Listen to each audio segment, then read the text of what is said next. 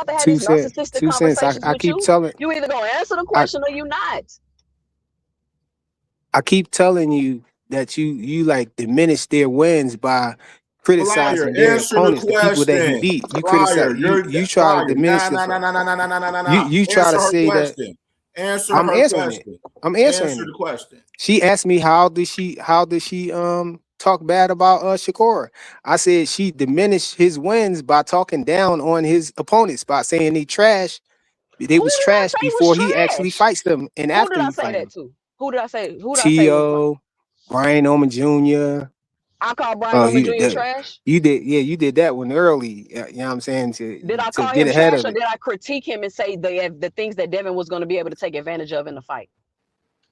So criticizing and critiquing what's the difference? Yeah, you sitting here lying, nigga, because she ain't never called. I ain't never heard 2 Cent call nobody trash. She actually had a.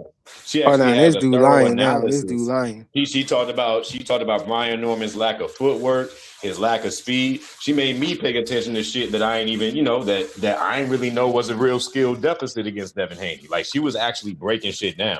She ain't never call fighters just trash. She don't even assert her opinion in a lot of the shit. She kind of really just lays it out as an open panel, and y'all niggas' emotions just overtake the whole conversation.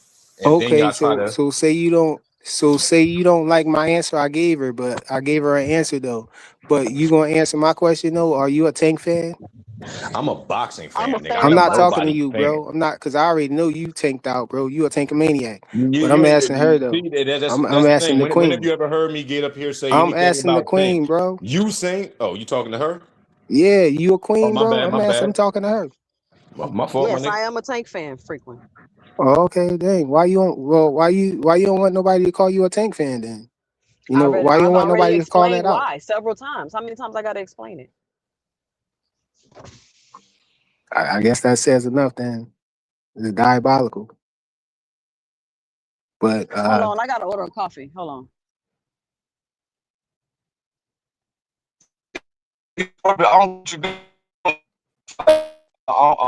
Like, what's going on? You came up here to do what, bro? Oh yeah, me and you can have a conversation now while she ordering coffee or whatever. That'll be all. So frequent. The issue you have with me is that I critique fighters. No, I don't have. I never said I had an issue. It's not the same as talking bad about Queen. I don't got no issue with you. Why you say that? I don't got no issue with you. No, I know we don't got no issue. I'm just saying you said I was talking bad about fighters, and I'm saying people keep saying that, and what I'm trying to tell y'all is I don't talk bad about no fighters. All I do is critique and give criticisms, which is what everybody on here does. No, look, I came up here to try to get some understanding and some clarity, because I know you a Tank fan, but you be telling people weird stuff like, don't call you a Tank fan, and that you feel like they calling you dumb when they say you a Tank fan and all of that. And I'm like, hold up, why she saying she ain't a Tank fan when everybody know you are a Tank fan? I'll say something logical. I'll say something that make complete sense, and then you'll say, oh, she a Tank fan. What the fuck does that have to do with what I said? It's easy to look and see that you favor Tank though. So to say you're not a Tank fan just looks weird to me. That's all. It just look crazy. When all of y'all be saying y'all ain't Tank fans, it just look weird. That's all. That's why I came up here to answer your question, Preem, because I keep I keep hearing people like Sin, you know what I'm saying, and 2 Cents too said, what she said on her channel or whatever. Y'all keep talking about y'all not Tank fans and all of that stuff, and try to.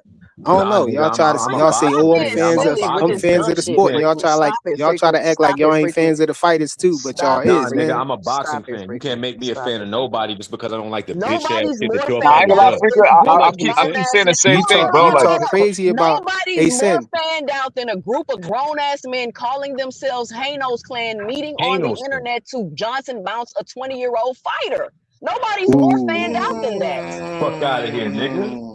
Yeah. Let me holler. I'll let you get that off, Queen. Holler at the Queen, Flyer. You can do that. Let me hear your rebuttal to that. Yeah, shout out to her, man. Shout out to 2 Cents Boxing, yo. You know what I'm saying? Check out 2 Cents Boxing. She be having the ladies' night and all of that, man. You know what I'm saying? You want to hear some good boxing talk, you know what I'm saying? She made you promote her channel, nigga. That's how fast she smoked you. She might be a little more she might be a little more hard on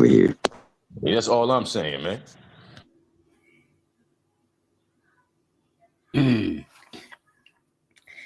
Well, what else we got going on, man? Past that. Let's move on to the next subject. Okay. The next subject is this, Crush, and I say, and I'll be brief. For all people that be at Club Johnson Bounce Central on panels, KO has issued you a charge. Hey, Spin, you got me crying like a motherfucker, bro, because you said the Hanos clan be the ones to give nicknames because they call themselves the Hanos clan. No, bro, am I lying? These are Phase only know whole all ass about it, dog. niggas that are named themselves. These niggas is older than me, bro. These niggas is older than me. I'm 39 years old, and I'm listening to niggas older than me having their kids in the car, listening to them argue about a bitch ass nigga scared to fight niggas smaller than him. Fuck out of here, nigga. But this is Y'all my don't even thing. care about your own legacies. How you call Crawford the punk motherfucker, but you don't say shit about Charlo when Charlo ran like a bitch? What you mean, Charlo still got? You talking about the Charlo that still got Caleb Plant handprint in his face? Which Charlo you talking about? I'm talking about the one that ran from Canelo. Bro, I don't give a fuck about Charlo. Charlo ain't no motherfucking like Charlo pussy to me. What are you talking about? Oh, Why okay. do y'all want me to talk about niggas? Why do y'all want me to talk about niggas for y'all to be okay with hating them? Because the way Like, why you be can't y'all just not? eviscerating Why their can't y'all ass, just that's have a why, body on and nigga. just not like niggas? I'm saying no. Point out the niggas that's pussy in the ring. Bro, I Who point was out that? Who was that? everybody that is. It just so happens that a couple niggas happen to be more pussy than others. So I talk Yo, about Faze, them. yo, why Haney ran for Ramirez all fight, bro? I ain't never seen Crawford look scary in no ring ever. Nah, but yo, Faze, Bro, why Haney ran he for won't even go Ramirez? in the ring. He won't even go in the ring against actual niggas that want to fight him. What you talking I ain't about? never seen That's him look scary. scary, and he always been a littler nigga than everybody. Nah, but And I ain't Faze, never seen him look why scary. he ran from Ramirez, okay? You not gonna answer my question, brother? Nah, he not going. And don't run from KO. KO said he wants you there too, I'm older Phase. than Bud, and No, I don't duck no smoke neither, nigga. I'm not finna argue some shit that I don't know all the timelines, but I know this. You can't say Crawford the punk motherfucker in the ring against nobody. I could easily Nah, say that. What you talking but about? you're a Bro, Haney fan though, I Faze. watched Inouye. Hold on, let me get this. Let me get this. I watched Inouye defend the belt, defend undisputed 6 times. How many times has Crawford done it? How many times has Crawford defended undisputed? How many times has Crawford defended undisputed? That you answer that with a number. You answer that with a number, not with word salad, my nigga. How many times has Crawford defended that belt? He's had all title fights since Now like one 2013, time, bro. 3 different weight classes and never defended the belt one time. You said 3 times undisputed, mind you. And let's do the math. Let's do the ratio. He was the most. He was the least efficient champion. He fought the least amount of champions that you could fight to be undisputed. You could fight 12 niggas for 12 belts. He fought only 3 and didn't rematch anything. Didn't defend any of them. How is that nigga supposed to be the great? Like in what world? You must be from Nebraska, nigga. I'm from a place much harder than that. You wouldn't get no trophies. You wouldn't get no trophies off of that. Hey, that Nebraska nigga been cooking shit, so just stop it. Cooking what? You can't talk about nothing cooking niggas that's already been cooked. He's been cooking niggas that's already been cooked. What you talking about? Undefeated niggas too. Spence was undefeated. Vince is the only undefeated nigga he beat. What you talking about? Gamboa was undefeated too. Yeah, Gamboa was undefeated, but he was smaller and he came on the end off a layoff. Like nigga, that was cool. Undefeated. It's a bunch of niggas. Victor Postal, Jose Benavidez. Who gives a fuck about him? Cut this shit. None of these niggas were up and coming champions. None of these niggas were up and coming champions with promising futures that was going to dominate a division. All of those niggas were stepping stones. Hold on. Earl Spence beat. Nah. We said who was undefeated? Who was undefeated that Earl Spence beat? That's a good question. I don't know. Name one. But that's your I know him. But the whole thing is that hold on. Undefeated ain't what make you a warrior, nigga. All right, undefeated, hold on. Undefeated ain't what make you a warrior, nigga. It's about not ducking no motherfucking smoke available to you. Undefeated is a trophy for you new niggas now. Because y'all niggas is scared to take the L. Beating up the undisputed champion. That make you a warrior and not running like a bitch like Charlo did, who was the true 154 pounder.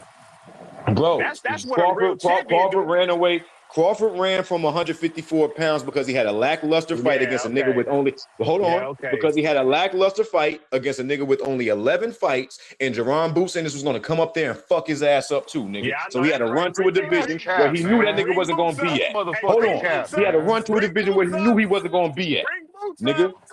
Fuck out of here. You need help. That's the only thing a nigga try to say. Oh, Boots. Chasing greatness. No, Boots turned down the fight against BLK Prime. Nigga, what's his name? Zab Judah said out his own mouth, Boots dad ain't turned down shit. Zab Judah said out his own motherfucking mouth. His own motherfucking so you niggas getting up there telling lies. He on Crawford bitch ass team. His own dad said he turned the fight down, saying. Sin, his Bro. own dad, Boots' dad said he turned down the fight, bro. What are Bozy you said talking that. about? Hey, if Bozy said that, then nigga, I'll stand corrected. You know what I'm saying? Nigga, that don't bother me. I'm not fanned out like the rest of you niggas. You know what I'm saying? It don't bother me to be educated on something that I don't know. But I know for a fact that ain't nobody ever ducked Crawford off no intimidation because he's never done nothing intimidating. He's never ran down nobody. Well, I don't think The none of these nigga fighters. vacated. To Hold be on. honest with you, Sin. To be honest with you, He Sin. never ran I don't down feel like none of nobody. these fighters. Yeah, Hold on, FaZe. Hold on, FaZe. I don't feel like none of these fighters are actually scared of each other. It has to do with the timing and the politics of boxing. A lot of times, bro. I don't think, and Nah. it's a lot of negotiation too. I don't But think all that right, none of but these Blue. fighters are really But scared of each other. I don't think that Blue. Tank's scared of anybody. I don't think that Shakur's scared of it. I don't think Devin's scared. I don't think Well, that any of these fighters are scared. It's the Blue. business or certain shit that goes through when it comes to boxing, bro. Hey, You Blue, just saying sir. that now because Hey, Shakur being hold accused of on, ducking two fights, cents. Blue. You weren't saying that shit before. I was Hold on, always saying that. What are you talking about? And I have a right to change my mind and stand on the square and be honest about it. What's up? Hey, That's what a Blue. lot of you niggas don't do. Won't be Hold honest. on, Blue. Let me because you was What up talking to with it, me. free? Let me just say one thing, Blue. First and foremost, you had me at you don't think. We ain't gotta talk about who you don't think, who's scared of who and what's what. You had me at you don't think. Now, when it come down to us seeing these niggas move in fearful ways, when it comes down to somebody putting a human shield in front of them, seeing that human shield get tossed out the motherfucking ring, then beat up for 12 rounds. No, like, and now he's trying to find a whole nother route and not to fight that fight. And you like that man. I mean, and I'm not saying that disrespectfully. I'm saying that this is somebody that you have faith in. Why are you not holding Shakur accountable to fight Oshaki immediately? Like, why are you not upset about that?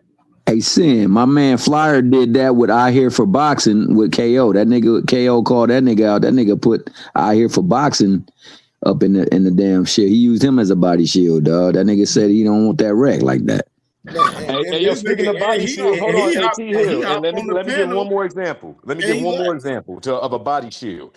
When Tiafimo went and beat up old boy right before he got beat up by Shakur. I don't know who that nigga was, but Crawford said in order for Tiafimo to fight him, he got to beat Madrimov, a nigga that he couldn't even beat.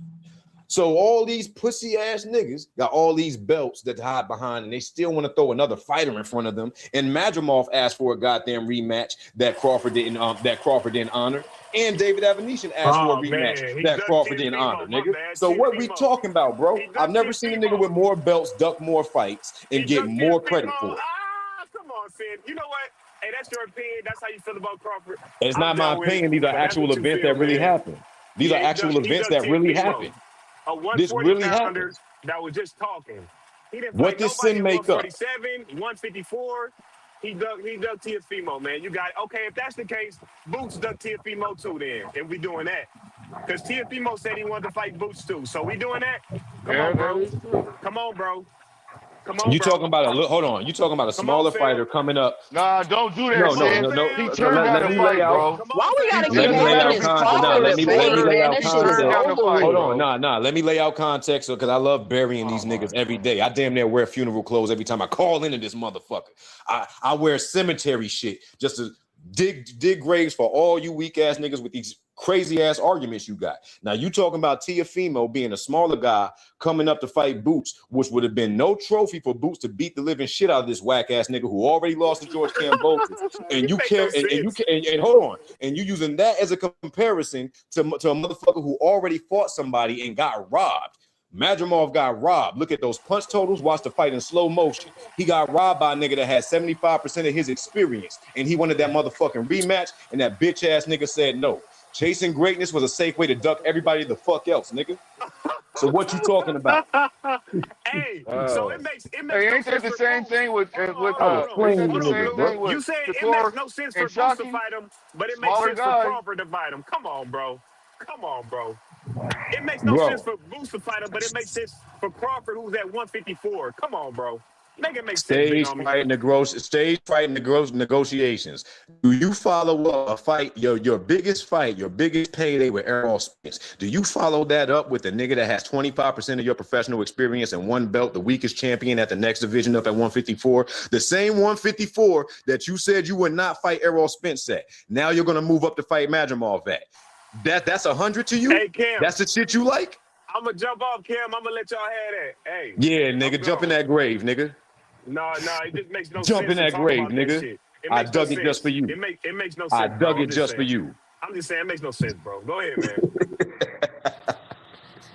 man. D Freezy, what up? I dug that grave just for that nigga, man. Hey, he saluted my boy D Free. Hey, that boy Doug, he said, I know KO sit back laughing. I thought I was smoking into this. I said, and he is. Hey, that I nigga don't Sam be over understand. here Like, it's cooking. crazy. Like, why you ain't say this about this fighter? Why do I gotta say, like, you get your opinion and I get my opinion, and then let's just move on? Like, I don't understand the problem. But Hey, see, I want to that- say this. I want to say this before I pass it to D Free, man, because I want my brother D Free to come up and pop his shit, man, for sure. Like, one thing about a lot of this shit is, like, Flyer, it hurt his soul at times when, you know, that's my dog, man. But Flyer, it hurt his soul when people be speaking about his favorite fighter, man. You know what I'm saying? That's what it is. That's where a lot of that shit come from, man. That's nigga threw that nigga here for boxing in front of him with KO, dog. Flyer. I seen. Here for boxing. I Man, don't what know. He y'all was think talking about gonna some happen? running. Like, he came on the panel and didn't say. I'm like, okay, nigga, say something, nigga. Come on, say something. You're here. You're here. Oh, he was up on the panel too. I didn't even see that nigga pop up on the panel. He was up on the panel. He didn't say shit. He just sat there. Man, what the fuck y'all think gonna happen with me and Crush? You come in and Once me acknowledge and Crush yourself, open up nigga. them You come panels, in, nigga. nigga, say what's up, nigga. Shit. The fuck? D Free was good, bro. And I mean, I What's up, don't D3? know what's going on with these fighters, man.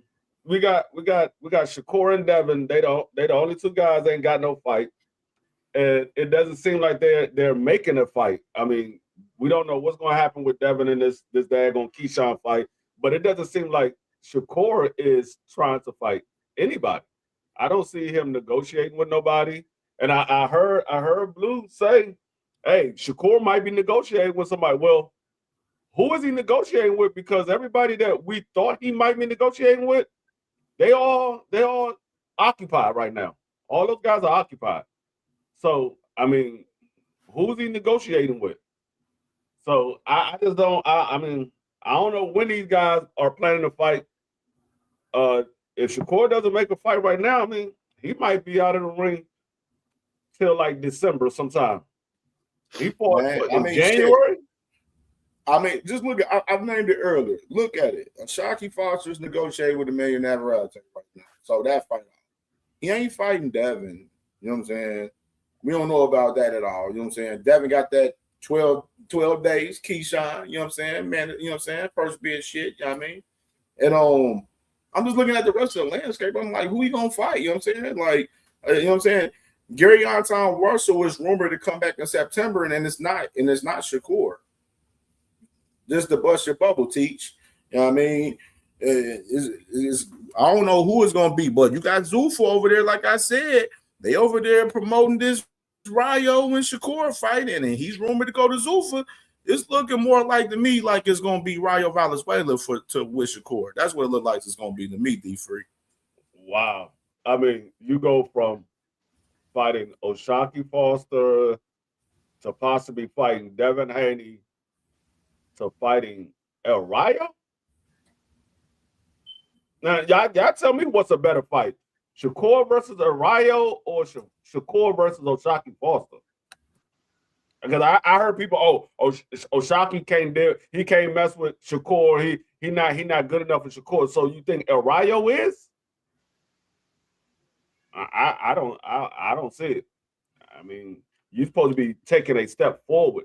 I think O'Shaquie would give him the best competition. I still pick Shakur to win that fight, but I don't think El Rayo is a better matchup for the fans. I don't think it's a better matchup. And then you fight on Zuffa, they're not getting the exposure like that. They're just not. Shelton said Shakur versus El Rayo. Okay, you tell me how many people want to see that fight. How many people was asking for El Rayo versus people sitting there saying, Shakur, you got to go fight O'Shaquie? Everybody saw the whole buildup for the Oshaki and Shakur with the Raymond Ford thrown in the middle of that. We saw the build-up for it. After Oshaki beat Raymond Ford, we seen Shakur gets in the ring with Oshaki Foster. Where's the build-up for El Rayo? If you're saying that's a better fight, that's a bigger fight, where's the build-up for it? There's no build-up for El Rayo versus Shakur. There's a build-up for Oshaki versus Shakur. I don't know. Y'all tell me. Man, I don't want to see that motherfucker fight El Rayo, man. I don't want to see that goddamn fight. Man, listen, man. Hey, Blue, man, it's a possible chance, man. I mean, it's a it highly is, but possible I don't want chance to see right that. now. I'd rather see it. I mean, I don't know what he's doing. I ain't gonna lie. I don't know what the man's But doing. didn't they say Shock was finna fight? Is it Navarrete? Yep, right. Yeah, I think he's negotiating with him right now. Yeah, he negotiated with Navarrete right now. Well, I mean, it ain't much of a negotiation. Check. He negotiating with him. Check. Can y'all hear me? Yeah. Yeah. Y'all can hear me now? Yeah. All right. All right. We can hear you. My man Crush was about to say something though. What you was about to say, Crush? Oh, real quick, and he can go ahead and cook. There's a new move that's going on in the sport of boxing. All right, I'm gonna tell y'all about this new move that you got some fighters doing. It's a dance move. It's called moonwalk. Cause these motherfuckers mudsliding backwards, the opposite direction from where they keep talking about and putting out false advertisement. What they going? Where they going? What they going to do? I don't care. These dudes don't have nothing going on. I don't care about what the fuck they ain't got going on. That's why I hate hearing the conversations about it. They ain't got shit going on. I don't give a fuck who ain't fighting this shit. All I care about is who's fighting this year. Who ain't fighting this year? I don't care. That's their problem. I ain't got time for that shit. As the days goes, man, we getting older. You can't keep on waiting and waiting and waiting. Then you're so amped up about something, then you don't get it at all. Just ask yourself, look in the mirror. Go to your mirror and look in the mirror and ask yourself, damn, how would I feel if it never happens? Because it seems like a lot of these things is never going to happen. That's why it gets further and further away. Planets forming to balls of clay like fucking Rakim said. It's getting further away. Nothing is getting close to getting anything resolved, any disclosure. This stories and you're this fan and you're this type of fan. It's a fuck. You like who you like. You a fan, you a fan. There's no need to get, well, you a maniac and you a this. You all sound stupid. You're a boxing fan, you're a boxing fan. If you're a fan of fighters, you're a fan of fighters. That's just it. Be who you are. Take off the masquerade. Before I had to make y'all listen to Earth, Wind, and Fire out here on repeat, that one damn song. But nobody don't give a fuck about these inactive dudes. I don't care. They ain't got shit going on. None of them, they ain't got nothing going on. Who cares if they fight later or next year? Nobody don't know. Why are we going to keep being stuck and having these same conversations every single day? We don't even know if motherfuckers is signed to anybody. Everything is a goddamn a theory. I'm tired of conspiracy theory conversations. And unnecessary goddamn war shit. Motherfuckers that's be cooking them goddamn selves. It should be a house on fire every day. Somewhere. It's unnecessary. I'm just about who's getting in the ring and challenging themselves. That's it. There ain't nobody bringing what we've seen in the last couple of weeks. No need to conversate about them. That's all I got, man. But we got to stop wasting time on shit that is no more entertaining. Some of these conversations are not entertaining because these dudes ain't doing nothing. Talk about something that's going on. Listen to Marvin Gaye. What's going on? That's all we want to know. What's going on? Not, I don't know, maybe. And nobody knows shit. If you ain't part of the goddamn management team or the network or whatever, you don't know shit. If you ain't no insider, you don't know shit. So stop talking like you know shit. You don't know shit if you ain't a part of that shit. See how much shit that makes? Sense that makes? Come on, man. Everybody's talking like they know what these guys are doing. No, you ain't part of that mix up there. You don't know what's going on. I'm tired of the crystal ball shit. Damn. Call 1-800 motherfucking psychic reading. I'm tired of hearing that shit. Motherfucker ain't doing nothing. He ain't doing nothing. You don't need no psych for that. Stop psyching yourself out and deflecting from reality. You got fighters that ain't doing shit, and you need to hold them accountable for it. If you're a true fan of them. If you're a true fan, you hold a fighter accountable. I hear people every day hold every fighter that they like accountable. Then I hear guys that don't say shit about their favorite fighters that they should hold fucking accountable. Slap yourself. Please. That's too much. I'm tired of the pickle pulling and all that shit. Man, do something up. Work your motherfucking goddamn triceps and your upper body out, your upper torso on some other shit. Do some push-ups, some pull-ups. Stop the pickle pulling. Stop the pickle pulling. Hold your favorite nut-ass, bitch-ass, scary-ass fighter accountable. And before I land this motherfucking mother shit, fighters are scared. What do you mean? No. Listen to me real quick. It makes sense. They are scared. They're not afraid to fight. They're not scared to fight. They scared for BTA or losing that O. That's what they're afraid of. Because if they scared to fight, they ain't gonna get in the ring with nobody at all.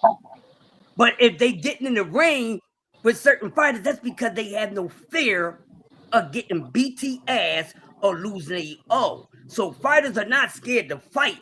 These motherfuckers are afraid to lose, and I'm a pass. That's what it is. And some of your favorite fighters fit that damn reality. Here's a suit. Here's a pair of pants. Here's a fucking coffin. I give you the fucking pastor. I give you the fucking choir. And then you go have a motherfucking week. I'm done. True that. True that. All right, B. Morris, on you, player. What's going on, man? What's going on? Salute to the brothers up here on the panel. Salute. What up? I want to say sister because I don't see 2 Cent. I think she bounced. But you know what I mean? Big up to the chat. Throw them gunshots in the air. Bulika. Hey, man. I was sitting I just got home not too long ago, and I was listening, you know what I mean? And Flyer was up here, and it appears to me, like he always do, all he does is deflect and try to put out there his fake bullshit ass narrative that really doesn't make any sense at all. You know what I mean? It just shows he has a lack of accountability, maturity.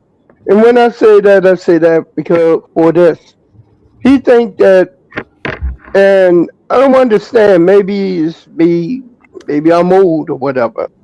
When motherfuckers use this word trolling, oh, I'm just trolling, but you speaking lies. You speaking lies. When you lie about a subject, when you lie about the actions of an individual, when you lie like you take a breath to breathe, it's not trolling, it's a lie. That's what it is, plain and simple. And I have occasionally, I'll go over there and I just sit back and I listen. And the absurdity and bullshit that these niggas talk about over there, it's ridiculous. Seriously. Ridiculous. And I just shake my head. I was like, if these motherfuckers had a brain, they can't breathe. Well, if they had a brain, it'd be dangerous, but they can't breathe. Why? Because they're saying the same lie over and over again. And if you have a brain, you'll be able to know a truth between fact and fiction. Okay, what they speak and talk about is fiction. It doesn't It's not real. Science fiction. Tank has been out of the ring for 15 months. But yet these idiots cannot do mathematics because they say he's been out the ring for 2 years. 2 years? 2 years is 24 months. It's a long way between 15 and 24. What the hell is these niggas? These niggas is funny. And yes, I am a Tank fan. But I am not caught up within a fandom. I don't have no goddamn posters on my wall and all this other stupid shit. I'm a fan of a little nigga who come from nothing and be more, from Sandtown, who, through the guidance of his father figure, a man who was a father to the fatherless, he came up and become the face of fucking boxing. What the fuck? Yeah, I'ma ride with him. He got the name of my city on his motherfucking back. I'ma ride with him. But yo, if a nigga is doing foul, I'ma call that motherfucker the hell. I'ma speak my motherfucking mind. Plain and simple. These niggas over there, all they do is talk about Tank 24/7 and agree with every goddamn thing that Bill Haney says out of his motherfucking mouth. And then you got Shakur fans sprinkled in, and the only reason why they together on the same panel is because they hate G Money. That's right. I'm burying the Tank name. I'm burying it. That nigga G Money. He G Money now. Plain and simple. That's why his account is named what it is. He paid attention to every damn thing that Floyd Mayweather said to him when it came to business. He said, "You see how I got this jet? Famous clip before a fight. You see how I got this jet? Because I did what I wanted to do.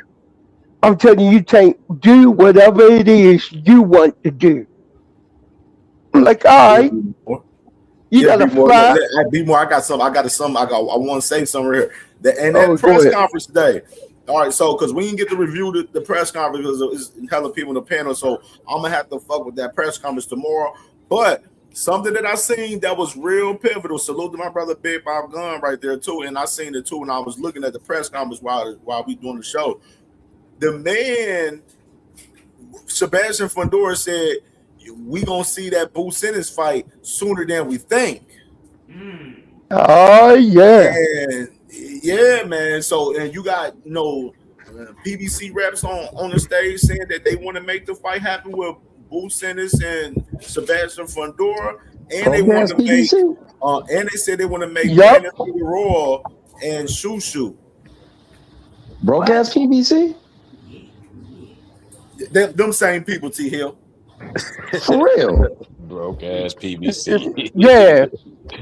That's another damn lie. Another lie that is champion.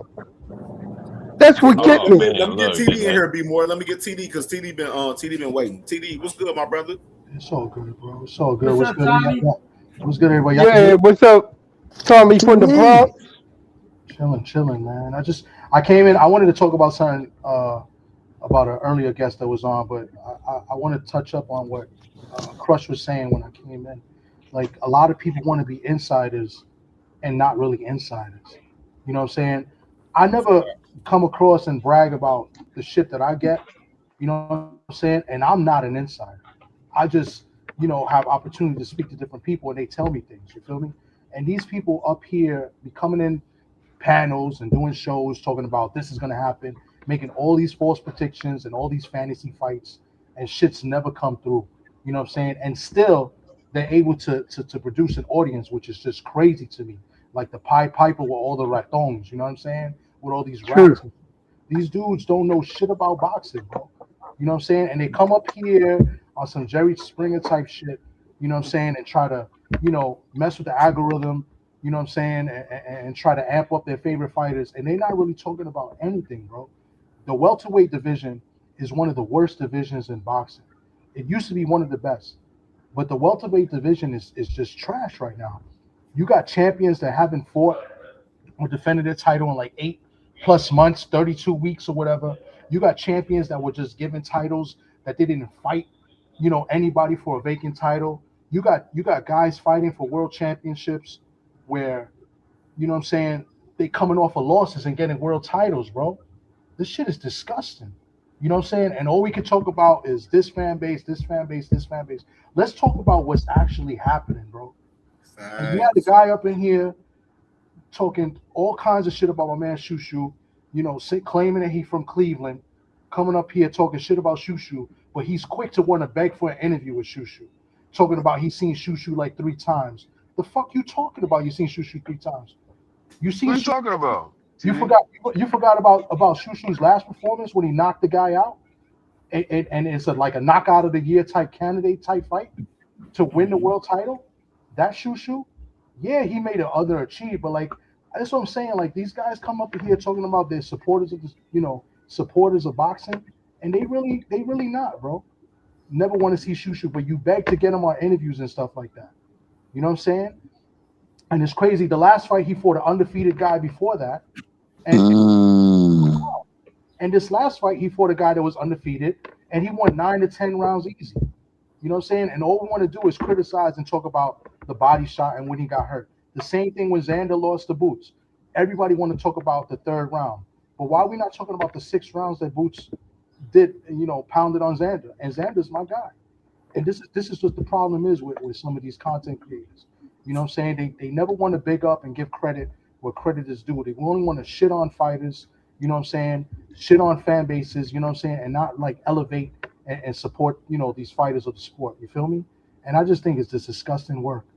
You know what I'm saying? And that's what I wanted to come up in here and talk about, because it's crazy to come and talk shit about a fighter that you begging to get interviews with, and you had him on and you interviewed him as well, and you're gonna talk about you never want to see him again when you say you've seen him 3 to 4 times live when you only seen him twice. That's crazy, man. These content creators is wild, bro. Hey, TD, who are you talking about? Do you mind explaining who you're talking about, or you don't mind to start to bring it up? It's obvious that whoever was up here from Cleveland that was on the panel earlier talking shit about Shushu. Oh, you talking about boy that owed me money. It's all good. I know you're talking about. He owe me bread too, but I ain't gonna talk about that. Look, that's what I'm saying. These niggas out here, bro, they be pump faking, bro. Fake as man, it's fake as fuck, bro. It's crazy, bro. Act like they act like they super solid. So that I didn't know you were talking about him, but yeah, since you it's a hundo. I 100% agree with you, fam. True that. I'm gonna leave it at that. Crazy work, man. I was up in Cleveland. I'm from the Bronx, New York. I went up there to support the event. It was a good event. I went to support Abdullah. I went to support Tiger, and I support my guy Shushu.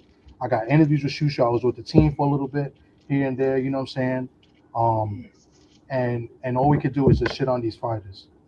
It's crazy, bro. It's crazy. But yeah, that's what I wanted to come up and talk about. My nigga TD said, man, he owe me money too. Nah, fuck that.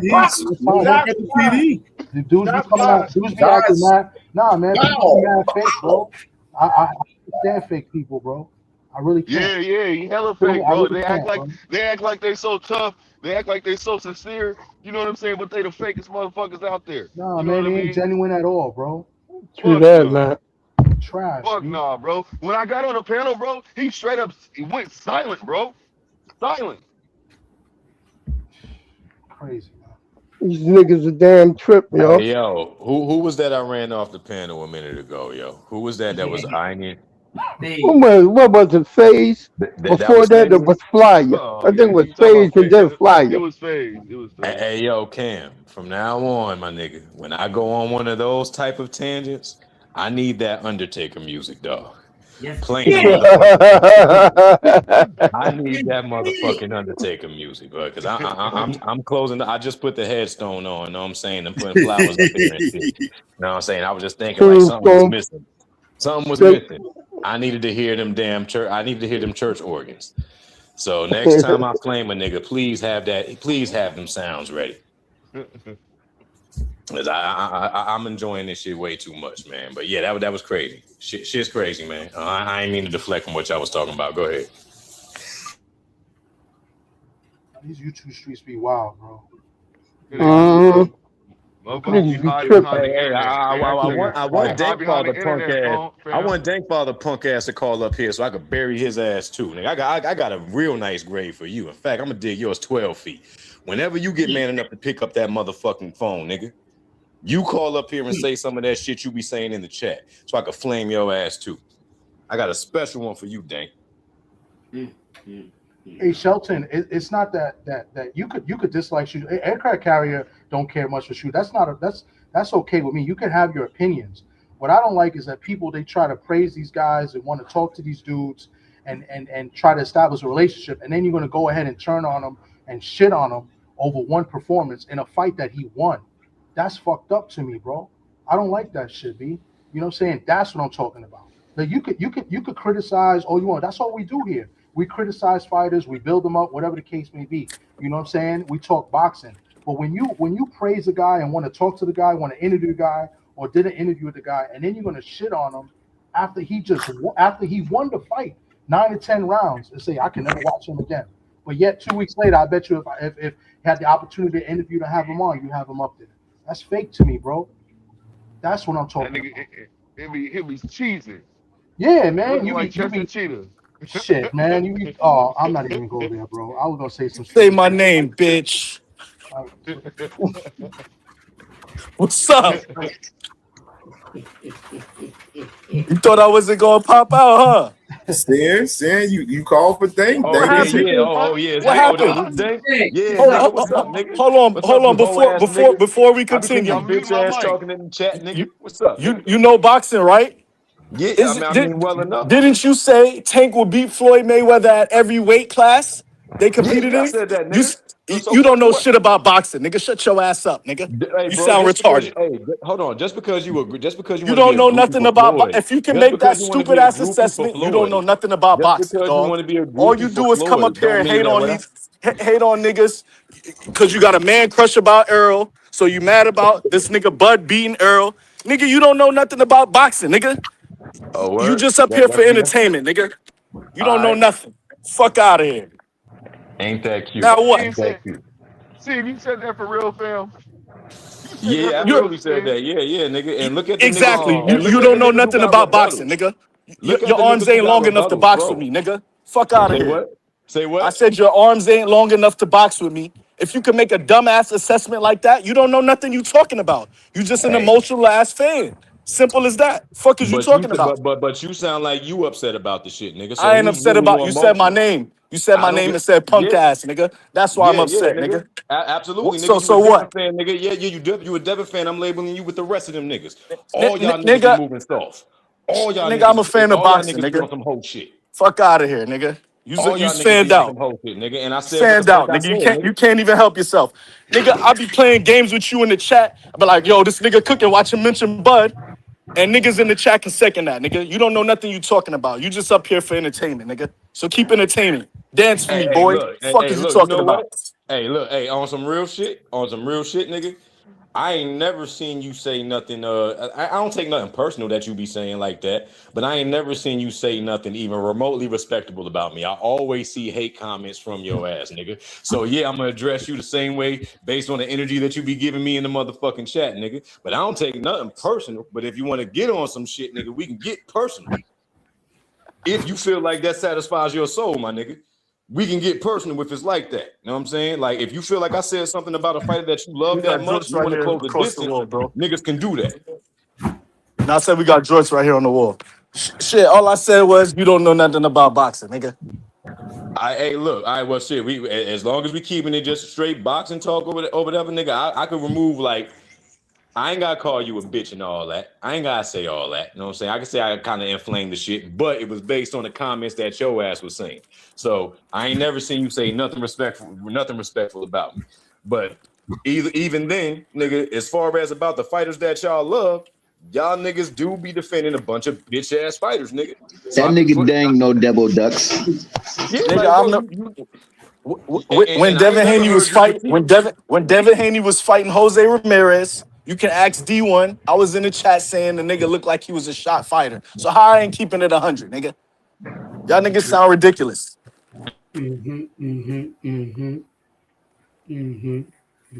Hey, I've never heard that from you. official. I've It's never official. heard you say anything bad about Devin. And not It's saying that you official. need Nigga, I to. was just saying he And ducked the other hold day. on, What are bro. you talking about? Hey, bro, I I just said said I've he ducked never the other heard. I day. said I never heard or seen it. That don't mean it ain't happened, nigga. I'm saying I've never heard or seen it. You know what I'm saying? So as Well, far, you're hearing but it you don't now, have to nigga. say that. I ain't no But fanboy, nigga. When niggas do bullshit, I call them niggas out for that shit, nigga. I Nobody calls Haney shot. Niggas that like Haney said the nigga fought like that as a game plan to get ready for Ryan. Nigga, the nigga didn't let his hands go, and the nigga looked like he was a shot fighter, nigga. Nobody keep it do more you, 100 than me, nigga. Cut the all right. shit. So do you think that Devin Haney had the right to ask Tank for 50-50, or do you think he was pricing himself out? Yo, bro, you get what you negotiate, dog. You gotta try. And like I said, Did- Devin should have took the 30% and went to go take over that nigga trap, nigga. Simple as that. Oh, it looked like So Shakur here will we be go. fighting Let's El talk about Rayo. this right here, fellas. Let's talk Okay, about first this time right hearing here. that. This new news right here. Let's talk about this right here. So you got the man Andreas Hale from ESPN reporting right now, man, reporting that Shakur is officially with Zuffa Boxing right here. Said this is a massive signing for Zuffa Boxing Told y'all from last year. and he said he's Look looking like we forward to promoting this next fight. And look like we finna get Haney versus Shakur Stevenson on Zuffa. that's what I'm probably thinking that Yeah, that's the that's what I'm case if thinking too. Yeah. he ain't gonna fight They don't. Hey, Keyshawn. look, but they better not be fighting for no fucking Duper belt Damn, I'm either. looking at this shit now on ESPN. Hey, look, they better not be fighting for no fucking Zuffa belt though. That's all I got to say, man. I'm gonna be That's the very only belt disappointed. they can fight for, They nigga. got a pack Nah, light, they Blue. They Listen, they can't can take have a no fight. triggers with them. they ain't fighting for Listen, no listen, belt. This is for they can have a fight, but don't fight this for is for no pound for fucking If it ain't pound belt. Devin, number one supremacy. How y'all doing? Y'all got any questions? Let me know. My Yeah, bad. I I'm was with on a that. little I'm with that. podcast. But I just don't yeah, want. yeah, I yeah, just don't want yeah. no. And I don't yeah, want I want to say this: Shakur if it fighting for no ain't if belt. it ain't Devin though, then it's definitely gonna probably be Ryo.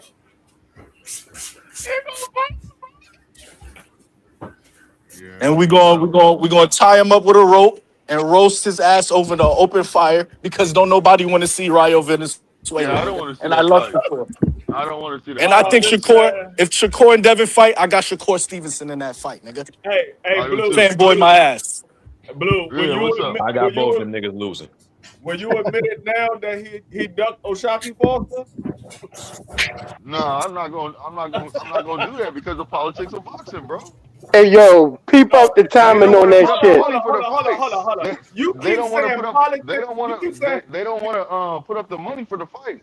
no. You keep saying politics that B, but Shakur is the A side. He's a free agent. There is But they no don't want to put up politics. the money for the fight. How you going to say that if he never went over there to negotiate the fight? He's a free agent. Well, he I was. don't He's know. not anymore. He was a free agent. There was no politics. All he had to do was go over there and negotiate the fight. He's the A side. He's the free agent. No, he was negotiating. Remember, he was negotiating with Devin at the time. Man, he wasn't negotiating with no dad on Devin. Yes, he was. That's even what Bill said. Even Man, Shakur was This quoted nigga, by Shakur, the whole, Shakur, hold on, let me Hold say on, this. D Free. Y'all about to go down that rabbit hole again. Yeah, I don't know why we're doing this, man, but we are here. no, like I I said, really don't even want to talk get about it. it. To tell you the truth, It's but few we simple as weeks are. ago that. He they were in ducked talks with This Oshaki. official. Now Papa. this is official like a motherfucker. I can't Yeah, even ask I you just this is saw the nigga official. on This is real. ESPN. Yeah, I they were. just saw him on news just now on It's official. ESPN Yeah, it's official. It's with official. Dana And White. Devin tweeted an hour And I ago, just big got it news is across coming. my That's the notification matchup. just now. Yeah, but Oh the shit! timing is the fact that these Oh motherfuckers shit! announced Shakur or Zuffa at the same time. PBC is talking about in the press conference about their deal with the zone. What that got to do with Hey, anything? yo, Yo, I ain't Cam. gonna lie, y'all. Hey, This, Hey, I want to ask a quick even make Devin it question. just more tweeted, real. if Devin just Even tweeted, that means they about to fight. They about to That fight for fight this is shit. No, done, that was man. the way that they were gonna get them a deal. They had to fight. That's what's For the been Hey, taking yo, so long. for the Yeah, big bucks, that's they why had to Bill fight. kept saying. hey, What's That's up, why hey, Lily? Bill yo, Happy kept Cam. saying, birthday. man. They're not getting That's big why bucks, Bill but kept saying he They wanted ain't that's Devin. what getting He no had to wanted big fight. that bucks, smoke with him. man. That's so a damn lie. They Hey, ain't yo, I getting want no to big ask the bucks. panel. what Hey, this I want to mean ask the now? panel real quick. I want to What this ask Let him mean? out. y'all. He's smoking. Do y'all think people like Shakur and Devin signing the Zuffa? Do you think that him signing the Zuffa maximizes his career potential, or do y'all think that kind of puts a ceiling It's on? done. It definitely put a ceiling It's on it. done. How does it All right. how does it maximize it when there's no solid opponents over there? That's my Not thing, one bro. at That's my all. thing. 'Cause I feel like, see, because niggas would have said I was a hater if I would have said that all the B list and low tier unimportant niggas in the sport are going to sign the Zuffa and they'll never afford a nigga like a Tank Davis or a real star. But you know, that would, like I said, niggas would have called me a hater and crucified me for that. So I just had to ask y'all if, These you know what I'm niggas are saying? going to Zuffa. They're gonna get whatever they afforded Zuffa to have. They're gonna get a greater. They're gonna get the lion's share of that. That means Yeah. everybody else gonna be fighting for peanuts. We don't hold Yup. up. We can't say they're gonna get the line share because we don't know what Zufer is offering them guys. He said a multi-fight deal. So it might sound big, like a big money fight, but depending on how many fights it is. It depends on how many fights. They said multi-fight deal.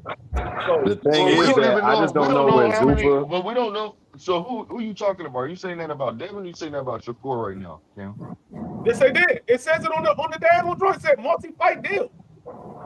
But what that does conclude is that Bill and Dev never had no goddamn $30 million to offer no Tank Davis for no Bingo. fight. Bingo. Go look at the website again. CamJ, pull it up again. It literally say multi-fight deal Yeah, in it the says first multi-fight paragraph. deal. I'm reading it.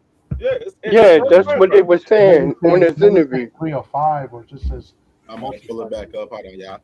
Yeah, he signed for a multi-fight deal, not a one fight, not two fights. They said multi-fight. When they say multi-fight, it's usually somewhere in the range around 3 or more. 3, 4, 5.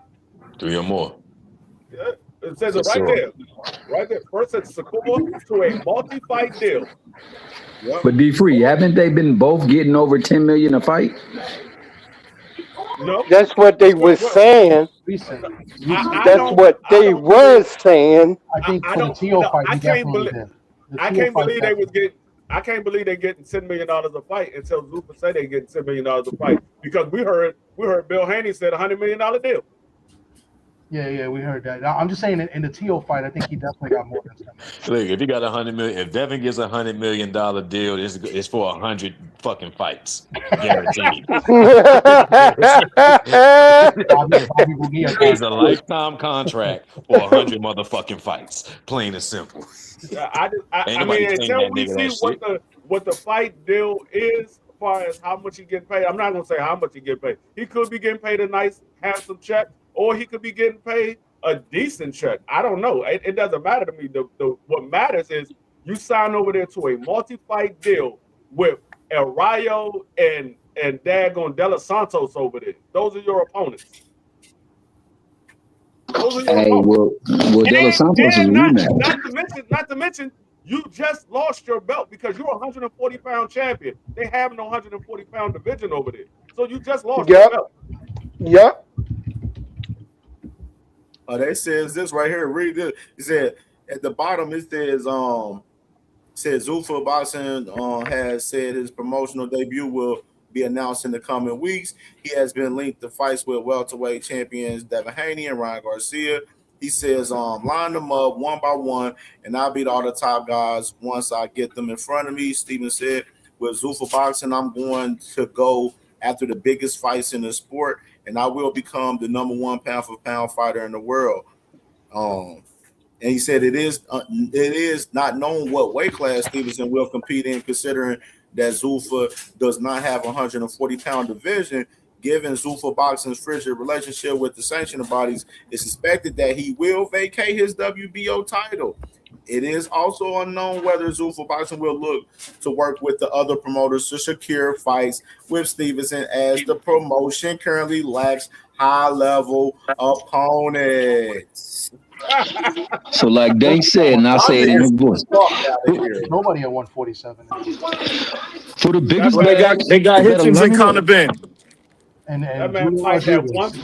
135. He fighting at 135. He's gonna be fighting El Rayo and De La Sosa. The man, he was just trying to negotiate a daggone catch weight for 144. He didn't want to fight at 147. Y'all think he's gonna go to Zuffa and sign as a 147-pound fighter at Zuffa? No, sir.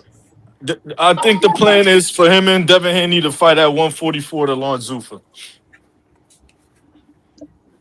Yeah, I agree. I think This I concur that. they caught him. Hold on. They caught him in the lie when Eddie Hearn came out and said the nigga signed a Zuffa. The nigga tweeted and said, "Nah, nigga, I don't know what the fuck this nigga talking about." When Bill Haney said they was negotiating for months, the nigga said he didn't know what the fuck they was talking about. The nigga Shakur was lying the whole time. What they did was.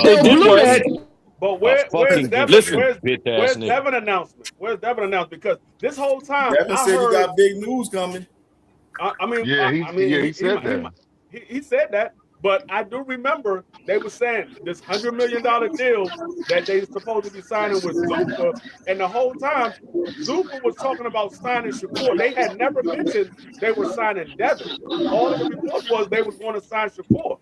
There was no reports of Devin signing with Zuffa. So Yeah, I believe Dan Raphael might have reported and said that he signed with Zuffa. I'm not sure. I could have sworn one of them niggas was going around saying both of them niggas signed. I forgot who it was. It might have been Dan Raphael or one of them other niggas. I'm not sure. Yeah, I heard that a little bit ago too. That and they were waiting on Shakur to sign his part so they could get the deal done.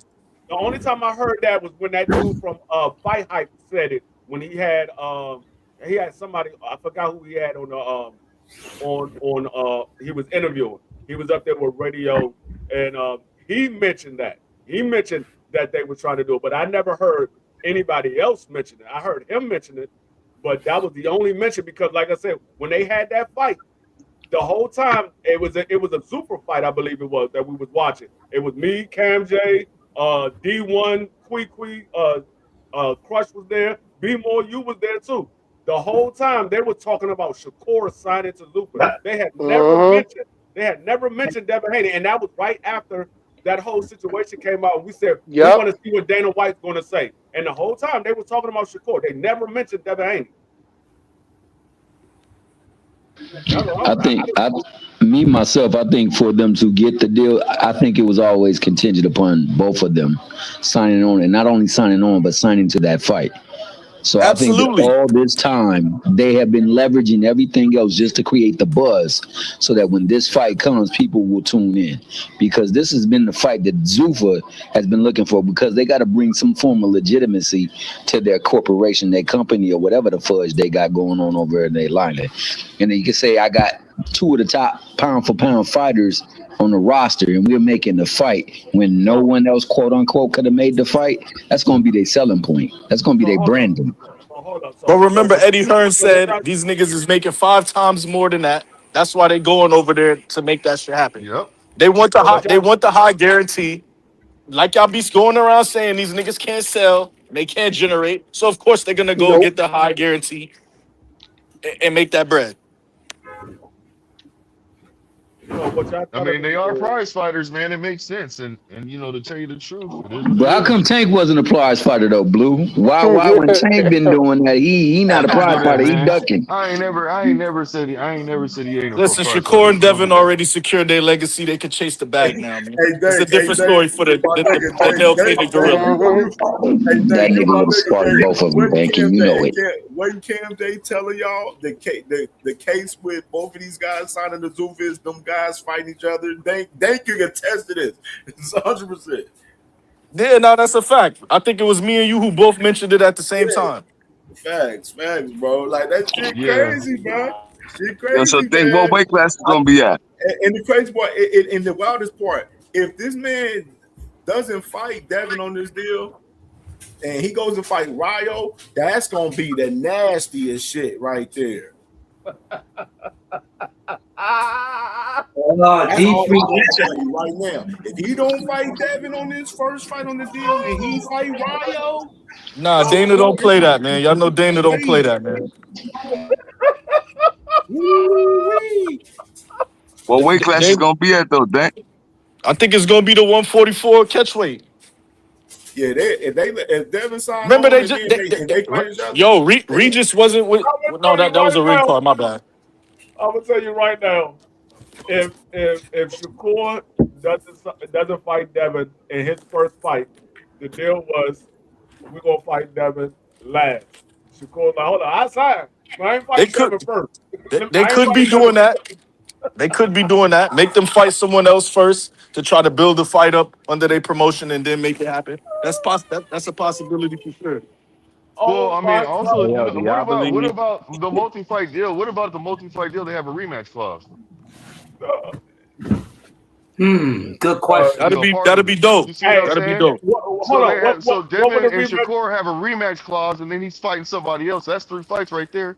They have a fight just both of them have a fight just to have a fight. You see what I'm saying? Then they fight each other, and then they have a rematch. What would the rematch clause be for? Neither one of them a champion. I mean, no. Just to give a They're person fighting for number fighting. 1 pound for pound supremacy. Yeah. There's no belts on the line. This is for pound supremacy. This is what this matchup is about. They fight. Hold on. How are they fighting for number 1 pound for pound? And neither one of them are number 1 pound for pound. Great point. They fighting for something. They fighting for They fighting to get for higher who on the the, pound for pound list. That's what they fighting for. No, They need to be getting in that ring with They Tank so Tank can spark those asses. They both would move up fighting each other. They They fight both for the would best move pillow up. fisted boxer in the sport. Stop playing around and fighting for the check. They ain't fighting for nothing else. Come on. Exactly. That's not for the games. I mean, they prize fighters. That's common sense. You know what I'm saying? Wait. Hold up. But that's not common sense. That's common Carrier, sense. cut the shit. You didn't hear me saying get Those happy, dudes nigga. didn't call themselves prize fighters. Remember? Not too long ago, these guys was legacy fighters. They was down playing the prize fighter shit not too long ago. Oh, no. They don't get that. They no. They don't get that. Carrier a fool. They getting away with that one. No. them niggas fighting for whoever be forgotten last, because they both gonna be forgotten like a motherfucker. There you go with that hating shit, nigga. So now people don't care who they fight. They just care about how much money the fighters get now. They don't care. That nigga ran the Zuffa. He ran the Zuffa to duck out from Mushaki whipping that ass. So now people don't care who they fight. They just care about how much money they get now. That's what we pushing now. That's what we pushing. Oh, but I remember when Tank tried that shit. They had a whole lot of shit to say. Well, Dank already said both of their legacies are secure, so now it's about the bag. That's what he just said. What legacy? What legacy one of them niggas had? Damn, listen, y'all nigga. Listen, man. These niggas, 4 division champion, 3 division champion, no regular belts. Cut the shit. Them niggas did what they were supposed to do, man. The Muhammad Ali belt you talking about, Dank? Who's the name on Devin Haney's resume? Muhammad Ali belt my ass. Y'all niggas keep going around with this dumbass narrative, nigga. If the regular belt was the real belt, if the regular belt was the real belt, why is Jack Catterall pressing the issue to fight the winner of Teofimo and Rolly? Because the title he got ain't the real title. He want to fight for the real title. Stop with the dumb shit, man. Bro, you telling me George Kambosos gonna get this bitch ass nigga in the Hall of Fame? Is that the only fight he fought? It's the narrative they're gonna paint. That's what it is. Cut the shit, man. We know y'all niggas don't like these niggas, but nigga, give them niggas credit, nigga.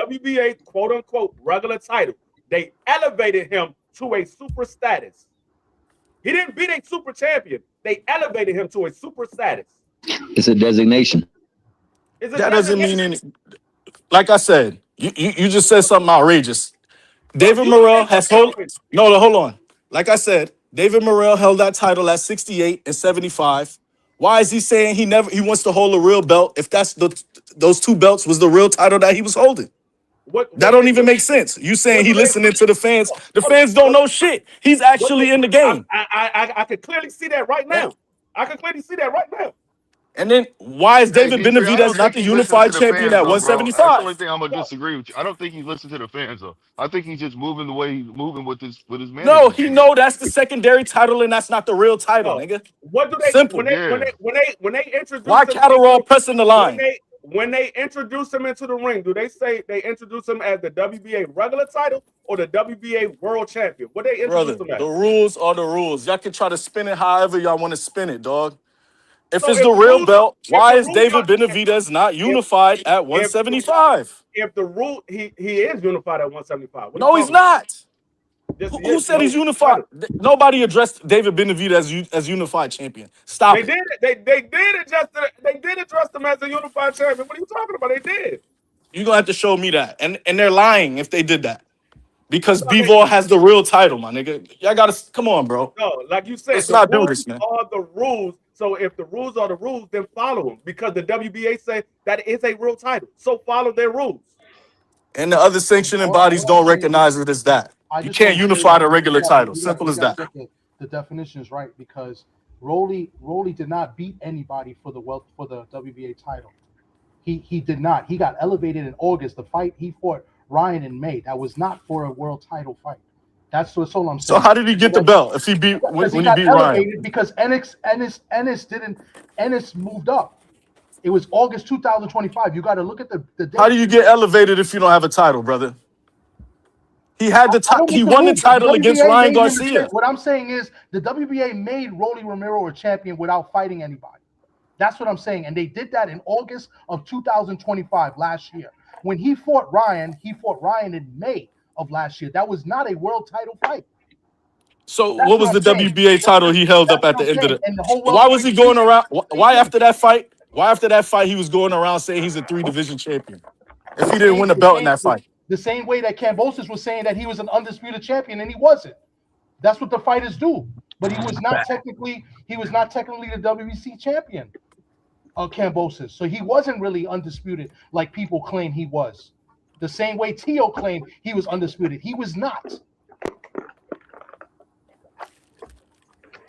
The whole point is that title is not the real title if a super is in the division. Simple. Barrios got elevated also. He didn't fight for a vacant. Yeah, that was the interim. He fought Ugas for the interim. He fought Ugas for the interim. Exactly. So basically, that's what happened with Rolly. He fought for the vacant title, and then after Boots moved up, he was elevated to full champion. You keep saying he fought for a vacant title. He Brother, did not. So what was the belt that he won after the Ryan Garcia I don't fight? know, but it was not the WBA. Yes, it was, brothers. It was yes, not. it was, brother. Go Google it and look it up. Bro. How you tell me? I just look at when I created my live today. Exactly. I'm talking about the welterweight division. Look when I created it, and I already listed it. So it's not like I'm looking it up now. He got elevated the same way Barrios got elevated as well months later. He was the interim. He did not fight for a vacant. The only one that fought for the vacant title recently was the IBF, and that was Crocker when he fought Donovan, bro. That was for the vacant title. Rolly did not defeat anybody to become world champion. He got elevated and became a champion months later. Brother, he beat Ryan for the title, bro. What are you saying? What am I saying is that he did not fight to become world the champion. WBA have David Benavidez as a WBA world champion. And what is Bivol? What is Bivol? Bivol is the WBA Super World champion. And Bivol is the unified light heavyweight champion, and David Benavidez is only the WBC champion. That's the fact. He's the WBA and WBC champion. He's not unified at 175. Go look it up. Oh my God, man! Y'all gotta stop this shit. If the WBA say he has the world championship, and the WBC said that he has his world I just championship, proved to y'all. Morrell got the title in 2 divisions, and he's saying, I gotta get my hands on the real belt. And I just So proved to you that if you had the championship at 2 divisions, I just why are you proved to going you around that saying you got to get your hands on the real belt? Can somebody tell me? Can somebody tell me how I'm lying when I'm talking about the welterweight division? I don't know about what y'all talking about with Bill, but can somebody tell me, because this guy Flyer frequency Flyer, or this freaking retard over here is saying, tell me how I'm lying when I just gave you the history of what happened.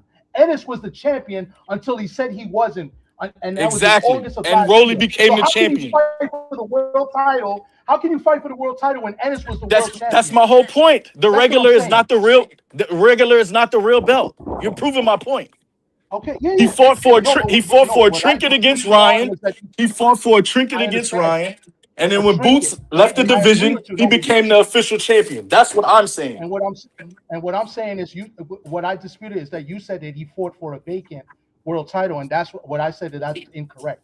So then you're right when you say vacant, interim, whatever you want to call it. He beat Ryan Garcia and held up a WBA title at the end of the thing, and went to the back and interviewed and said, "I'm a 3-time WBA world champion in 3 different weight classes." That's what he said. Titles, bro. That's why. So then I guess Kambosos was undisputed. I guess Tio was undisputed. Because that's not the same, dog. No, I understand what you're saying, but this is what I'm saying. That wasn't the world title. If Ennis was still the champion, how can he have fought for a world title? I agree. But he did fight for a version of that WBA title against Ryan. I agree. How can you go up here and do content and talk boxing when you don't know shit about boxing, bro? Don't fucking argue with me something that you don't know about, B. That's what I'm saying. This is what I was talking about earlier with these people coming up talking about fighters and shit and want to be fans of fighters, and then they have a disappointing performance and then you want to shit on them. But then the first opportunity you get, you want to go in and cheerlead. The fuck out of here, bro. Don't tell me that I'm lying, man. I don't have to come up here and lie to nobody, bro. The fuck is you talking about, B? Smack the shit out of you in real life, bro. I'm tired of these dudes, bro. Dead ass serious, B. Hey, yo. Fuck, bro. Chill. Y'all crazy. Nothing, bro. I never have to come up here and lie. Never. Fuck out of here, bro. The franchise and the super is not the same thing. I gotta stop that shit. They talk to more people behind the scenes than anybody up here and anybody in the chat put together. And I don't come up here bragging about that shit. So don't come up here and tell me I'm a fucking liar, bro. Get the fuck out of here. My bad, man. We got 100 likes. The fuck I'm gonna lie about?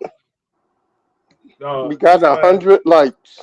No, hey, man, shout out to Dane coming up, man. I really thought that you was like one of them real true blue Devin groupies that thought Devin could do no wrong, Shakur could do no wrong. Try again, nigga. And that blocking shit he did, that was the softest shit I ever seen in my life. I ain't never block a nigga. I ain't never time nobody out, nigga. That's some soft ass shit, nigga. Hey, I don't know where y'all niggas be at, nigga. You do some fuckery, nigga, I'm gonna call you out on it, nigga. It don't matter who it is. I can reserve my comments on that. You ain't one of them. So you know what I'm saying, nigga, you got my respect as far as that go. But as far as everything else I said you made a problem with, nigga, I stand on all of that. Especially get the Bud hate out of your heart, man. Bud Crawford is great, man. Oh, fuck that pussy, nigga. That's never gonna change. You know what I'm saying? But I got my points that nobody else could dispute with. Know what I'm saying? So if y'all want to give him extra credit for doing shit that no other champion has done, know what I'm saying? Like, and I'm talking about the man never made a contribution to the sport, never gave a trilogy, never defended undisputed, found a safe weight class to run to every time somebody disputed him being undisputed. Like, that's shit that champions don't do. And the fact that he never stayed and cleared out no weight division, and every time that a qualified champion came up and wanted to take those 4 belts from him, he found another hill to go climb up and exalt himself over there and find a safe fight over there. A no-name ass Russian that he could reestablish himself in a new division at. If y'all niggas think that that's some warrior shit, we just come from two different classes and genres of men. True that. I'll never respect no pussy shit like that. You know what I'm saying? It's a lot of motherfuckers who feel like me. It's more people who feel like me than it is niggas who feel like you, guaranteed. Nigga, I was going for Spence in the whole build-up. I don't care about it's I can get but y'all niggas is emotional. I hear it in y'all niggas' tone. Y'all talking points. Y'all not logical when it come to niggas y'all don't like. Simple as that, man. It ain't got nothing to do with being a fan of nobody. It's got everything to do with acknowledging when somebody does some pussy ass shit. You don't follow up the biggest fight of your career with a nigga that only has 10 fights. just because they have a fucking belt. And there was niggas with no belts that you could have fought that would have gave you more respect than you fighting that nigga that only had 10 fights that whooped your motherfucking ass in front of Eminem and everybody else that you That brought nigga out. tried to fight Fundora. Fundora did the nose injury shit and was talking that arrow shit. So he was chasing belts at another division, man. Bro, I guess. there was I niggas guess. that he was All right. available to fight. Why didn't he fight Boots at the time when he could have fought Boots? He That was would have made more. contractually That would have obligated made to more Spence in the noise. rematch. The That would rematch have didn't made. fall apart until January or February of 2024. By So that why would time, he you fight shifted focus Madrimov? to the So why would you WBO fight title at Madrimov? 154. So why would you fight Madrimov as a Because replacement? Fundora didn't want to fight him. Fundora didn't want to fight, dog. Stop. I don't remember who was the other Yeah. champions at 54 at the time. You could have made Hey, Pandora James, drop I've the been belt saying though. this the whole time, and this is what they always ask. They always ask me the same shit. You just gotta ask. That's why. Bro, That's why he the went interim into another title weight. was on the line against Madrimov because Fundora was trying to wiggle his way out, and the WBO wasn't allowing it. So you saying Fundora ran from Crawford? You saying that Nigga, the Yeah. Crawford nigga tried to threatened to offer? vacate the belt and said, "Yo, Spence was the bigger fight." What are you talking about? And then Spence, Fundora was had that the a lie? audacity. Was that a And When the then lie? Fundora niggas, had the audacity to come out and say basically his nose when wasn't broke. when Spence jumped in the ring, when Spence said, "I'm going to Vegas and I want the winner," I remember the that. nigga Crawford said, "You can't jump the But was line." that a lie Spence though? said, "I don't do lines, nigga." What are you That's talking about? that's a And so fact. was that a That's a lie? fact. So was that a lie though? You know what I'm saying for Fundora to say that Spence was the bigger fight, was that not true? I didn't Is say it that not wasn't credible? true All right. So the thing is that I'm saying because, for but the Crawford, WBO for came out and Crawford to said fight. this nigga Earl's not ranked, so he can't fight for the title. And then they said they're injured out of they out for 8 months with some nose injury. That's why he ended up fighting for the interim title against Madrimov. This was the same. This was the same sanctioning body. You said the WBO, right? They said that Correct. rank. They said that He Spence moved was up after Spence flaked out the rematch in January of 2024 with the eye injury. He flaked out with. decided to move up to Remember one? 154 and said, "I want Fundora." Okay, Hey, right. don't forget. Hey, I don't got all forget, that. you guys, that he had the patch on one eye one week and the patch on the other eye another week. The next week.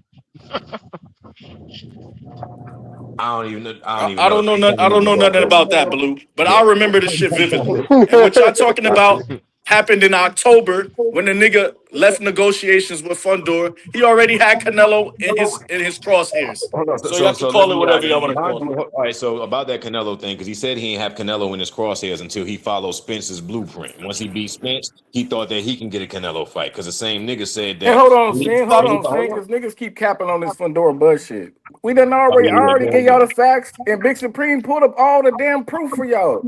That Stop happened in running with the October. cap, I'm nigga. talking about March of Stop running with the 2020. cap, What though, happened gang. in Don't March say 22? Bud. Don't say Fundora Nigga, Duck Bud what no happened more, in March nigga.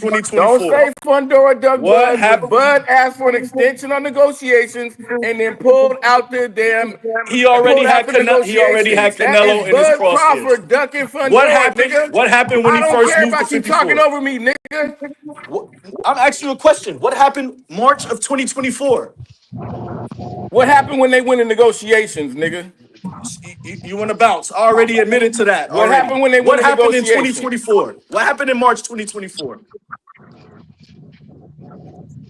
The only time they went in negotiations, nigga, they went in negotiations. What are you even Like talking I about? said, he already had Canelo in his crosshairs already and Nah, shit. No, that's he moving the said he wasn't goalposts, talking nigga. about Don't Canelo. say The nigga that said Fundora anybody Duck who wants Bud him to bullshit fight no Canelo. more. He That did, shit's The nigga. same corny. nigga.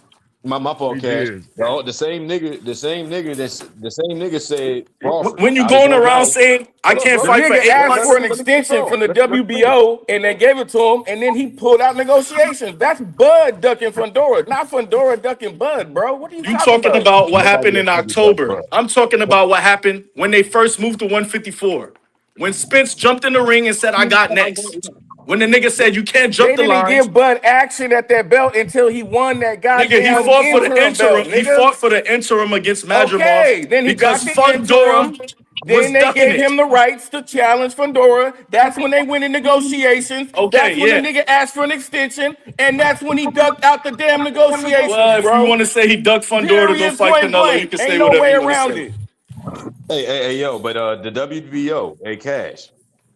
Then the WBO, Man, if that because was anybody I else don't be fighter, hey, you look, know I they don't be wouldn't be following saying the that's a politics duck, like bro. that. Let me talk to my man. Hey, Blue, you I don't shut your be soft following the ass up when politics real like niggas is that, right? talking. Hold up, Cash. Man, shut your Hey, bitch ass up, nigga. yo, Crybaby ass Cash. nigga. Softest nigga on Then this the thing. You too Nigga, you WBO. shit. come up I'm here talking to crying, Cash nigga. real By quick with far, this. Moist nigga. ass I'm nigga. talking to Cash real The quickly. softest by Hold up. far, nigga. Then, The nigga that sits down when he pees. hey, yo. I know you sit down when you pee, Yeah, nigga. What are you looking talking ass about? nigga. That's a you, nigga. Hey, yo. Feminine ass nigga. Coming Ain't in the with that WBO. feminine You energy, be on here nigga. about to cry over Shakur, These grown nigga. ass Nigga, you niggas. come Hey, in yo, here with that chill. feminine Why you gotta energy. talk about Don't my say that Shakur about like him. that, He nigga? jugs. He jugs. But if Why you somebody gotta else, talk if about somebody my your favorite Shakur fighter do like it, that, nigga, man? then it's like that, nigga. You a crybaby ass Shut nigga, your man. soft ass Go up, sit in the nigga. corner, nigga. Go sit in the corner and cry, nigga. Hey, yo. Where Then your the Go blanket take at? Your care of your WBO. security kids, blanket at, nigga. Quit nigga? Hey, crying for Cash, grown ass men, you bitch ass nigga. Where your security blanket at, I don't female? need security, nigga. You Yeah, you need hey, it. got a yo, Fucking look. with me, security little blanket, mama. nigga. You got a security blanket, nigga. Your little ass, Feminine ass boy. nigga. Can You got a somebody security tell blanket, me? Can nigga. somebody tell me the WBO? Did the WBO not say they said that they was going to strip Fundora or some shit like that, right? If they fought Spence because Spence Correct. was unranked, is this the same sanctioning body that because they said that they was going to strip Spence because Spence didn't compete at 154 yet, right? No, they So said he wasn't eligible to fight for the title because he wasn't in the ranking. because That's he what they wasn't said. what? He wasn't in the ranking. They So said he couldn't fight for the WBA title when Fundora beat Tim Zoo and was the unified I champion. heard that. I heard that. They Right. I'm tried with to you. fight Spence, and the WBO came out with about 3 reasons why they couldn't sanction that fight. All right. So is this the same? This the same That nigga WBO? Bud got Hey, every yo, hold belt on. known to man. Why y'all Goddamn, niggas gotta let me ask capture my this nigga question. still? God damn. Let me ask my question. Man, this This is nigga the same emotional. WBO. This the same WBO that elevated Bud in the rankings when he fought Canelo on the same circumstance in a division that he never competed in. He That put he his said, Hey, "Well, hey, petition hey, in to hey, move up. Sin, y'all. Hey, speaking of WBO, Mr. Shakur Stevens is not about to have his WBO strap.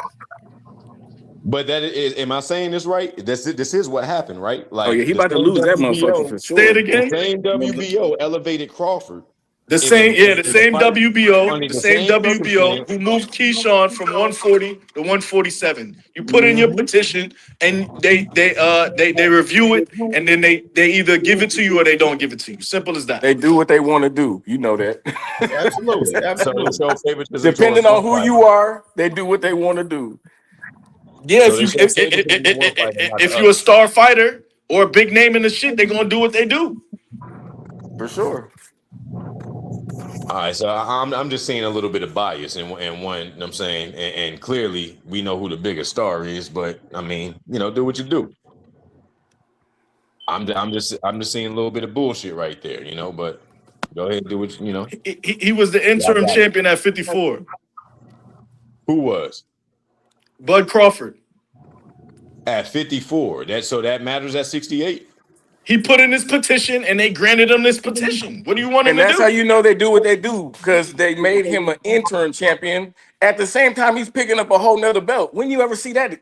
When you ever see that happen, man? Because he put in his paperwork to fight Fundora, and Fundora was saying he was out for 8 months with a nose injury, but No, at no, the no, no. same time Dank, was dank, trying to dank, dank. negotiate a Dank. fight with I'm Errol Spence. specific. Dank. I'm specifically talking about him fighting for a championship, the one that Madrimov held, and then the WBO throwing that interim title in there. When have Ex- you ever seen that? because he petitioned to move up to 54 and he didn't get the fight at 54. So they put up the interim title. Am I saying this right? Nah, I ain't saying this right, but that's what happened, nigga. Yeah, for sure, 100%. All right, so yeah, all Because right. they do what they want to As long as do. you saying, as long as you say there was some bullshit there, that's all. I just want niggas to be real. I just want niggas to at least slightly real. Where if you know that there was some bullshit, some politics, and niggas show some favoritism towards one that they ain't want to show towards the other, and for whatever reason it may have been, I'm just saying that one side has to do a lot less work, and y'all want us to give him all the fucking credit. You know what I'm saying? Like But when the in reality, WBA took the super title from Alberto Machado and gave it to Tank Davis when he beat Hazel Square. If you a big name, you're gonna get favoritism, nigga. That's what it is. That is a fact. That's a fact. Hey, let me go and close this out because my sis, Jag Queen Boxing, she just started her show, and I want to, you know what I'm saying, everybody go fuck with sis. I'm about to go over there and fuck with sis, man. The salute All to right, yo. appreciate y'all, man. Appreciate y'all, man. True This that, is true that. fire show. We're gonna be back at it tomorrow. Trust me, we back at it tomorrow. We gonna get it. Hey, this shit was fire today, man. Appreciate y'all, man. Love y'all, man. Salute everybody. Yo, Dank Fighter, hit me up when you get a chance. What's up? TD, I'm gonna hit you up, bro. All right, no doubt, no doubt. Later. All right, man. That was man? interesting. Fire shit today, man. Fire shit. All the time. All the time. Hey, Crush, what's going on, man? You know me, man. Keeping it as easy as a breeze, man. You know. Yeah, I hear you, man. You know, that's it. Man. Shell boy crazy. Shell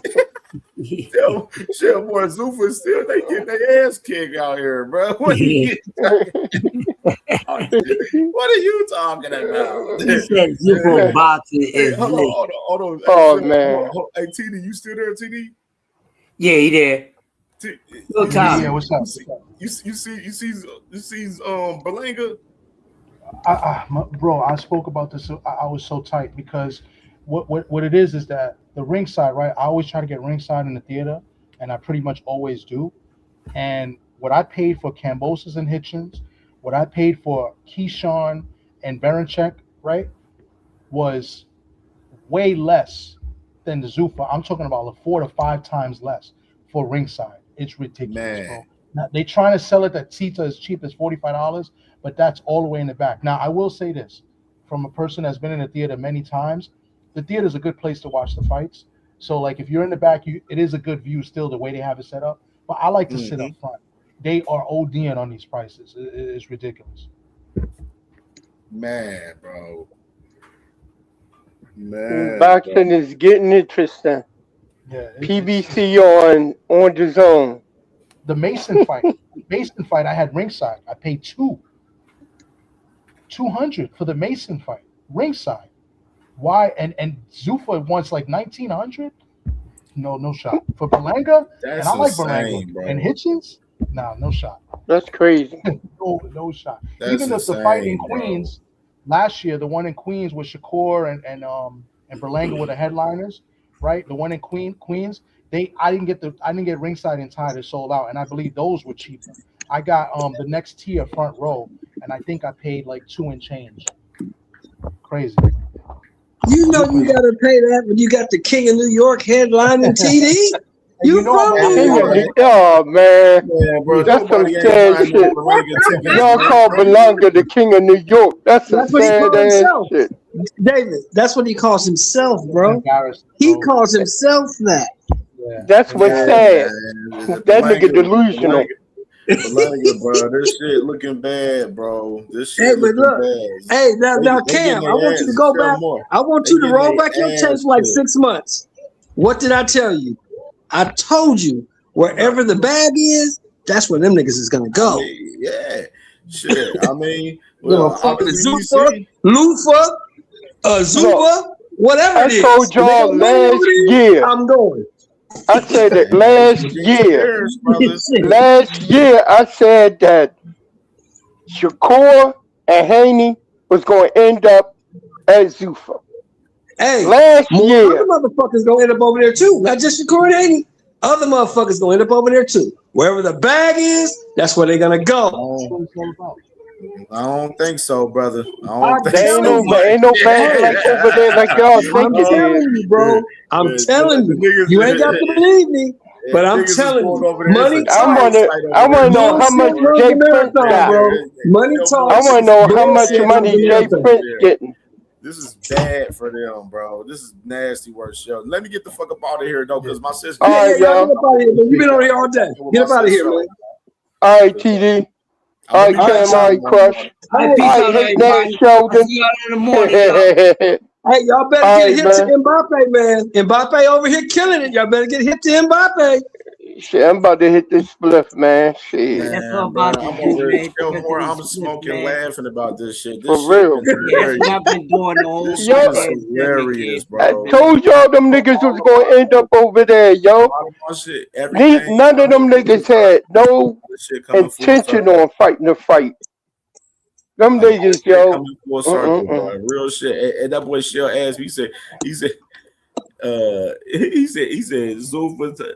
He says, no, the FBA is still in full effect. That ain't gonna never die. Nope. Thanks, man. I'm about to All sit right, back y'all. Y'all take it easy, All right, man. man. Peace. See you later, Cam. All right, Shelton. See you later, Cam. Yeah, for sure, man. For sure. All right. Yeah, man. Crazy shit in boxing, man. Crazy shit in boxing. Fire show today, man. Fire show, man. We gonna be back at this thing tomorrow, man. And you know what I'm saying? Definitely tap in with my brother, man. Dank, man. Prestige Collection .store, man. For sure. Come get drippy, man. Tap in with my brother, man. For sure, man. Absolutely, bro. For sure. And hey, we back at this thing tomorrow, man. Hey, I'm trying to think what time tomorrow. I think we'll be back tomorrow. We'll be at 10. We'll be ready for 10. So about 10:30 tomorrow. 10:30, we'll be back at it tomorrow, man. A lot of shit gonna talk about. We're gonna react to the whole PBC press conference today, along with T.O. and Rolly. We're gonna react to that tomorrow. I didn't want to do it today because it was too many people on the panel, man. And I don't like reacting to some certain shit with everybody on the panel, man. I be wanting to react to myself at times. But most definitely, man, we back at this thing tomorrow. We're gonna react to that, and we're gonna try to get into that Jamal Charlo interview a little bit. Get into the Jamal Charlo interview. And I ain't get to do it today, but let's get in. We're gonna get into Bob and Eddie Hearn tomorrow too, man, as well, man. So definitely salute to y'all, man. See y'all tomorrow morning. Go tap in with my sister Jag Queen Boxing. Go hit the like button when y'all come in the building and show her some love, man, for sure. And we be back at this thing tomorrow, man. See y'all tomorrow. Love y'all. Appreciate everyone. Oh yeah, before I get out of here, salute to my brother Lee Jackson, man. My brother Lee Jackson. You know what I'm saying? My brother SBG Mello, my brother Trey Skills, and my brother No More Sleepwalking, man, for all showing love and the cash app today on the show, man, sponsoring the show, man. The man No More Sleepwalking, sponsoring the Bounty on Radio Flyer, man. Crazy shit today, man. But we back at it tomorrow, man. Y'all know these Fridays get dark and get crazy, man. So love y'all. See y'all tomorrow. Peace. Tap in with Jag Queen.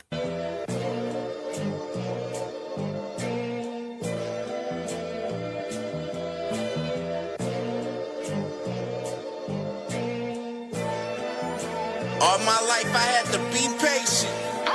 Like Meek Millie, I was dream chasing. Finger to the law when I see haters. Oh, the feeling when you tell your niggas we made it. Ooh, baby. Ooh, baby. Ooh, baby. Ooh, baby. It's showtime like Kareem Lakers. I make a masterpiece, seem basic. No Meek Millie, but I'm dream chasing. Took the shortcut like Anita Baker. I want the bright lights that you see in Vegas. I need a big house with like 3 basements. Drop an M on the whip, think I'm speed racing. Don't know if it's the Transformer or the Green Ranger. My nigga Mac got the beat banging. Young nigga selling crack as a teenager. Had fiends playing baseball out here free basing. Had me showing off the rings like a Freemason. My mama gone, but I keep pacing. Trying to keep it all together like I need braces. Family calling when they need favors. When I was broke, they was acting like complete strangers. All my life I had to be patient. Like Meek Millie, I was dream chasing. Finger to the law when I see haters. Oh, the feeling when you tell your niggas we made it. Ooh, baby. Ooh, baby.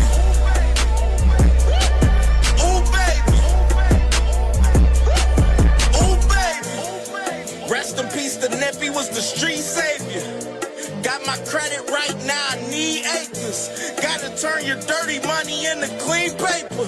Trying to own a franchise without a key player. I go through hoes like I weave laces. Tree blazers, let they mama noodles be flavored. Meat takers that be acting like the D sacred. You bust in, you would think they on their knees praying. Then I slide like a screensaver. When I'm done, make some scrambled eggs, cheese bacon. Then it's on to the next, I ain't a speed dater. Little bitch ain't gon' hear from me till weeks later. I don't see no things changing. Kids still dodging bullets like they seen Matrix. These young niggas really need saving, but OGs won't teach them that the street's dangerous. All my life I had to be patient. Like Meek Millie, I was dream chasing. Finger to the law when I see haters. Oh, the feeling when you tell your niggas we made it. Ooh, baby. I'm telling you, it's gone. All that playing. Go to research it. It's right here. Open it. And I'm taking you back there. Go to Snapchat. Yeah, I'm taking you back there too. You got Snapchat? Nigga, and I'm taking you back there. Nigga, I told Bitch you. ass nigga, I'm taking you back there. Nigga, I told you the truth. Nigga. It's not there. I'm taking. I only did Where the that. video went though? Where the video, nigga? You sent it to her? I didn't send it to nobody. Where you sent? Who you sent? Yeah, you did, nigga. You recorded.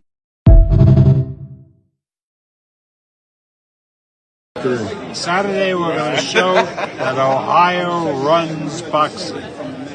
Thank you.